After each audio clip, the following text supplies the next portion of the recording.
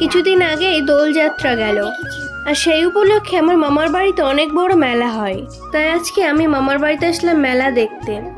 আর এই যে হচ্ছে মেলার ভিতরকার ঠাকুর, আর ঠাকুরের ঠিক পাশেই দেখো কত সুন্দর মাটির তৈরি জিনিসপত্র।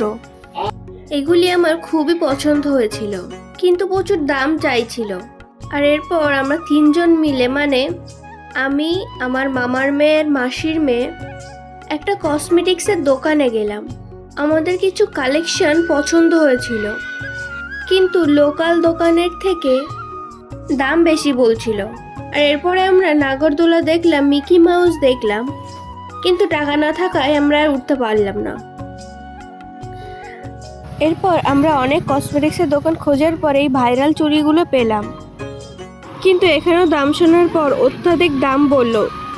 আর এরপর আমরা অন্য দোকানগুলিতেও এই ভাইরাল চুড়িগুলো খুঁজতে লাগলাম, কিন্তু ওই একটাই দোকানে ওই ভাইরাল চুড়িগুলো ছিল, তাই আমাদের আর নেওয়া হলো না।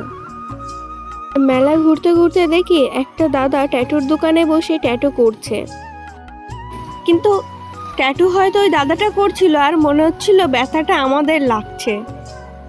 আর এই যে ট্যাটুগুলোর ছবি সে নিজেই করেছে। আর এরপর আমার বোনের টাকা ওড়ানোর শখ হলো, তাই সে এভাবেই টাকাগুলো ওড়ালো।